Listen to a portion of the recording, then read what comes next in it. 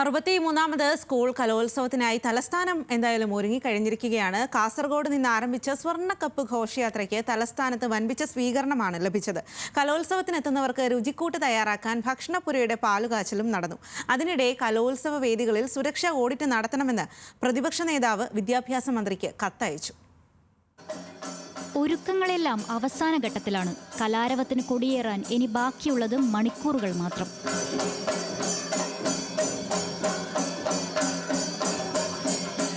ഈ കപ്പിൽ മുത്തമിടാനാണ് വീറും വാശിയും നിറഞ്ഞ പോരാട്ടങ്ങൾ.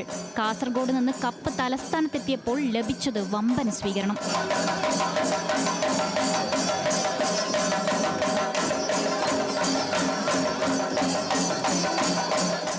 പഴയിടത്തിന്റെ പെരുമയാർന്ന പുതിയ രുചിഭേദങ്ങൾ ഒരുക്കാനുള്ള കലവറയും തയ്യാർ.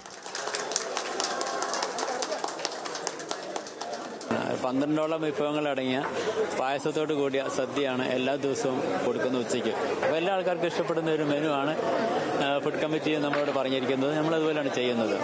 കണ്ണൂർ, കോഴിക്കോട് ജില്ലകളിൽ നിന്നുള്ള ആദ്യ സംഘത്തിനും തലസ്ഥാനത്ത് സ്വീകരണം നൽകി.